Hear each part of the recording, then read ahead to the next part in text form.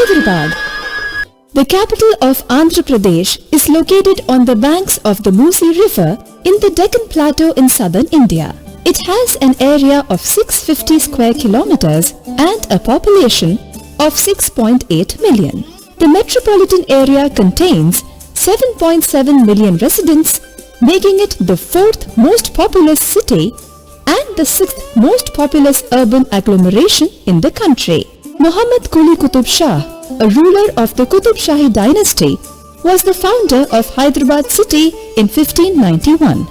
The city was named after his beloved wife Bhagmati. After centuries, Hyderabad has undergone multitude changes which have shaped the character of the city.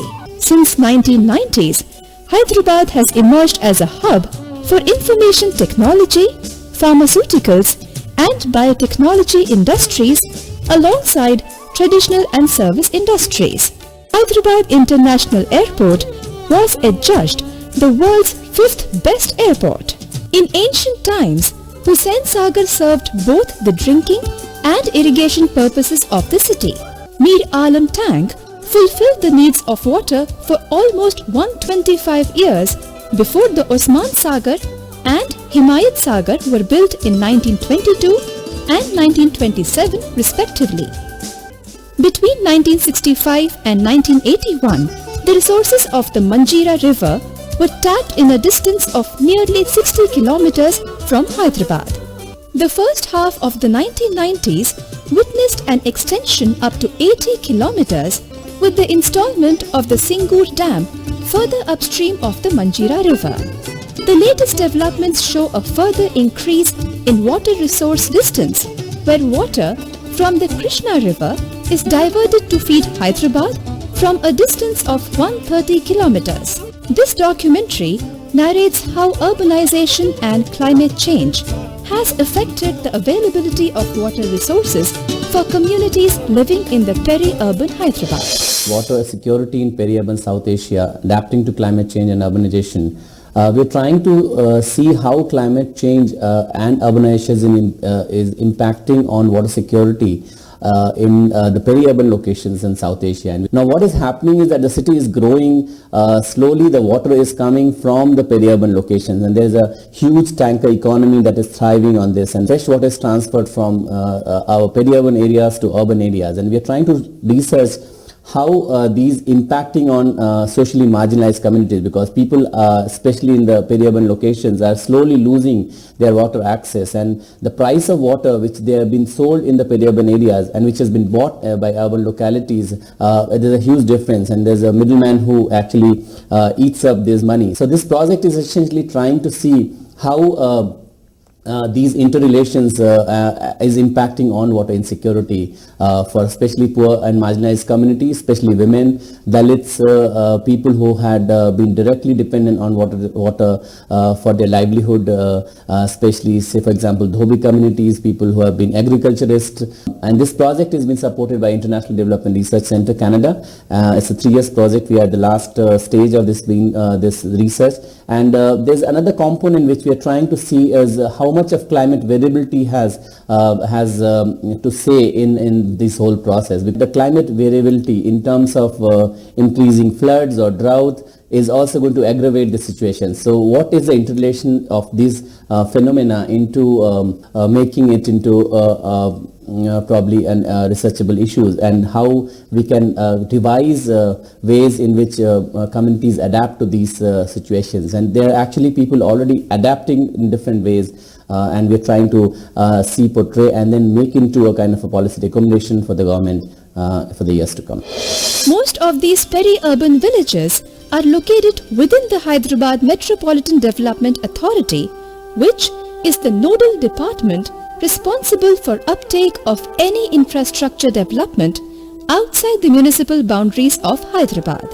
However, non-implementation of the environmental laws and haphazard planning and growth of Hyderabad city and its surrounding areas have led to degradation of several lakes in and around the city, which once also served as surface storages of water used by the local people, whose lives and livelihoods are today torn apart not only by the expanding city eating into the areas outside the municipal boundaries.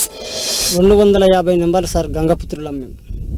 ఇప్పుడు ఇంతకుముందు చేపలు పట్టుకొని ఏదో బతుకు తెరుగు ఉండే, ఇప్పుడు ఏం లేదు. అది వదులుకున్నాం. 10 సంవత్సరాలు అవుతుంది దగ్గర నీరు వాటర్ రాక అన్ని గుంతలైనవి. మల్లంపేట మాది. మేము 30-40 కుటుంబాలు ఉన్నాము. మా కతువ ఉంది. కతువ కింద బాగుంది. రింగ్ రోడ్లో పోయింది సార్. మాకు ఇబ్బందిగా ఉంది. అంత దూరం పోవాలంటే నీళ్ళు ఉండలేవు. అందువల్ల మేము ఇక్కడ బోర్ వేసుకొని ఉతుకుతున్నాం సార్. ఇది చాలా పెద్ద చెరువు. ఇక నీళ్ళు వస్తలేవు. అంత ఆగులు గుంతలు మట్టి తీసిరు, అంత గుంతలు చేసిరు. ఆగమాగం పట్టించారు చెరువుని. బెస్తలు బతికేది చెరువు కింద, కూలినాలు బతికేది, నీళ్ళెడిచి సాగలు బతికేది, ప్రతి ఒక్కరు బతికేది.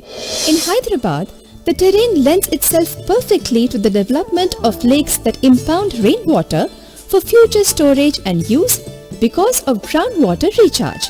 These lakes were designed in cascades where the water flows from higher to lower elevations. The lakes of Hyderabad and practically the whole of South India had technologically amazing structure.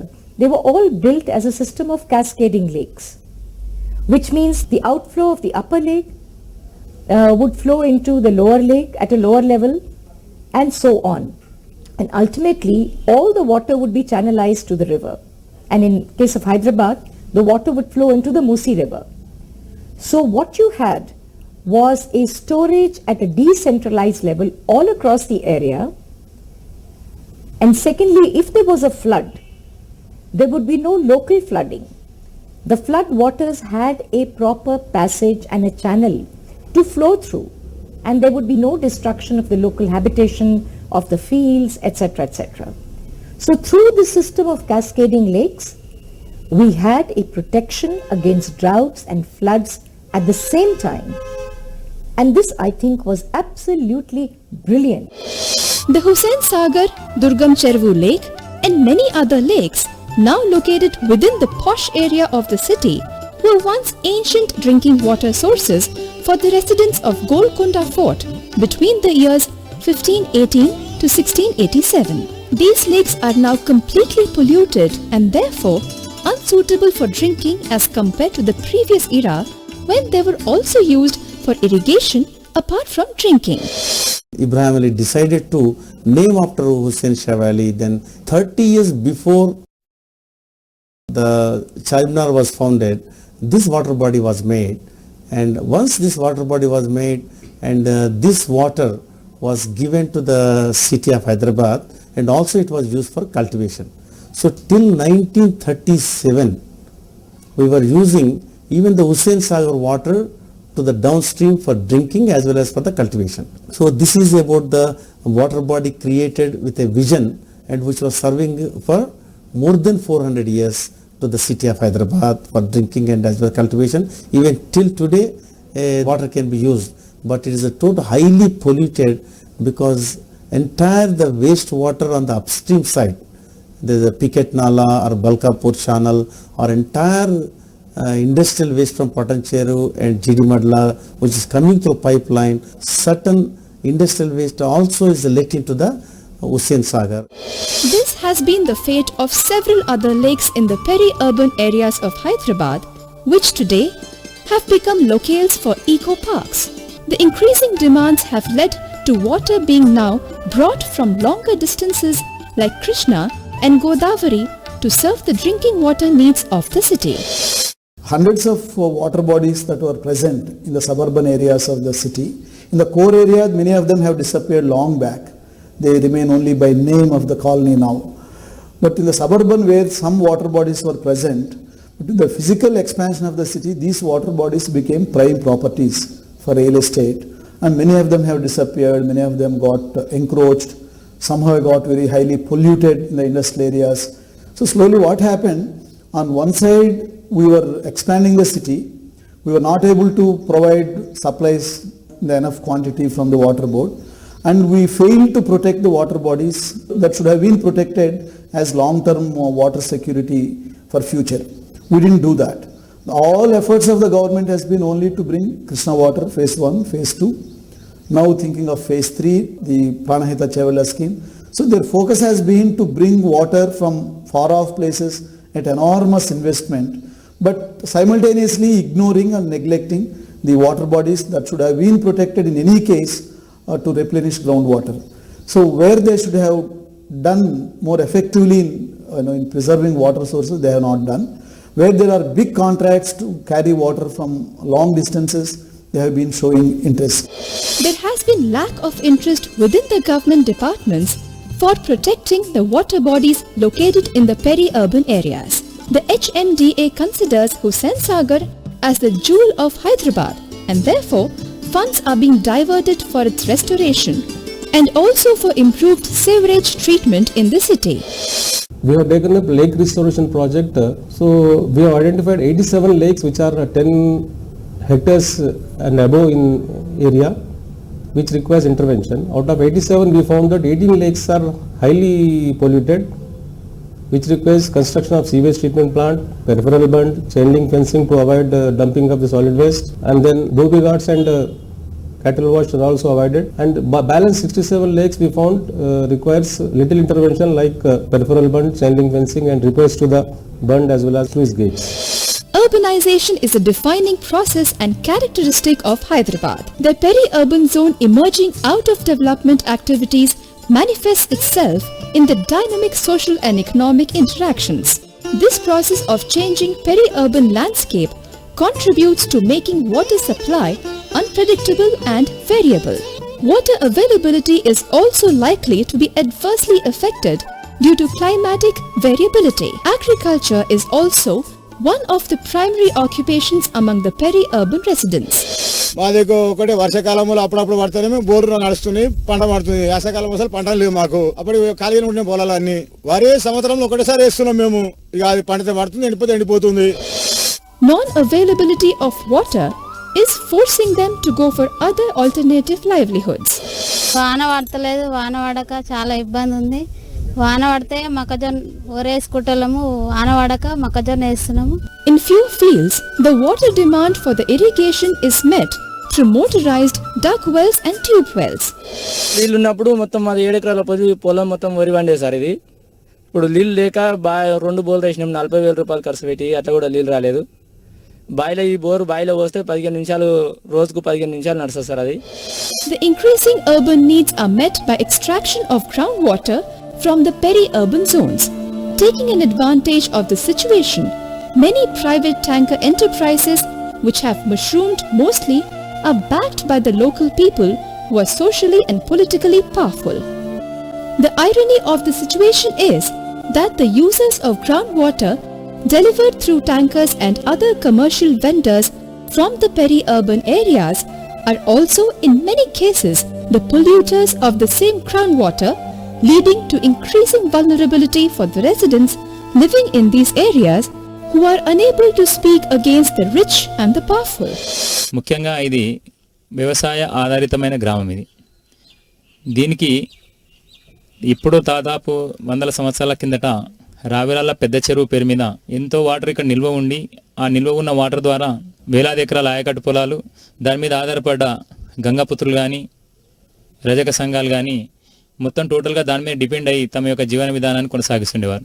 మా యొక్క గ్రామ పంచాయతీ కింద వేలాది ఎకరాలు ఈరోజు డిఫెన్స్ పేరు మీద, సెజ్ల పేరు మీద గవర్నమెంట్ తీసుకున్నగిన ఇక్కడ గ్రామాన వాళ్ళకి ఎలాంటి ఉపాధి కల్పించకపోగా, ఇక్కడున్న ఏదైతే ఉపాధి కోల్పోయిన కుటుంబాలు ఉంటున్నాయో, కులాలు వాళ్ళు ఉన్నారో అక్కడ రోజువారీ వేతనాల కింద పనిచేయాల్సిన అవసరం వచ్చింది. ఈ చెరువు అనేది 4 గ్రామాలకు కాలువ ద్వారా నీళ్ళు వచ్చేటి. ఇప్పుడు అవన్నీ బంద్ అయిపోయి చాలా కష్టంగా ఉన్నది. ఇప్పటివరకు మేము వ్యవసాయంలో పంటలు కూడా చేసుకోలేదు. Hyderabad, which once received much of its water from few specific sources, now depends on several sources to meet its water demands. On the other hand, people living in the peri-urban areas still receive water for few hours in a day, sometimes for shorter durations, especially in summers. They are also sometimes forced to drink water that is saline or has been polluted by surrounding industries or other institutions.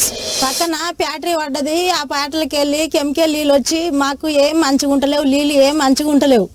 అన్ని జంగు సిలుము పచ్చగా అవుతున్నాయి. బిందెలలో పడితే బిందెలు ఖరాబ్ అవుతాయి. ఇంతకుముందు మాకు తాగడానికి బోర్ వాటర్ బాగానే ఉంటుండే. ఇప్పుడు ఏంటంటే చిల్లర మొత్తం కలుషం వాటర్ వస్తుంది. అక్కడ పోలీస్ అకాడమీ నుంచి, ఇక్కడ షాదాన్ ఇంజనీరింగ్ కాలేజ్ నుంచి, మొత్తం చుట్టుపక్కల నుంచి కలుషిత వాటర్ వస్తుంది మొత్తం. People who can afford largely depend on the water cans to meet their daily water requirements or drill separate bore wells to pump groundwater for their daily requirements. Ground water బాగుండకపోవడంతో mineral water ప్లాంట్లు ఏర్పాటు చేసి గ్రామ ప్రజలకు మంచినీళ్లు సరఫరా చేయాలని ఉద్దేశంతో ఈ ప్లాంట్ ఏర్పాటు చేశాం. డైలీ వచ్చేసి గ్రామ ప్రజలకు ఇక్కడ వచ్చి తీసుకెళ్లే వాళ్ళకి 6 రూపీస్లో ఇస్తున్నాం. బయట సప్లై చేస్తే 10 రూపీస్ ఇస్తున్నాం. రోజుకి వచ్చేసి 100 క్యాన్స్ సప్లై చేస్తున్నాం. గ్రౌండ్ వాటర్ వచ్చేసి 100 లీటర్ తీసుకుంటే ప్యూరిఫై 30 లీటర్స్ వస్తున్నాయండి. 70 లీటర్స్ వేస్టేజ్ వెళ్ళిపోతుంది.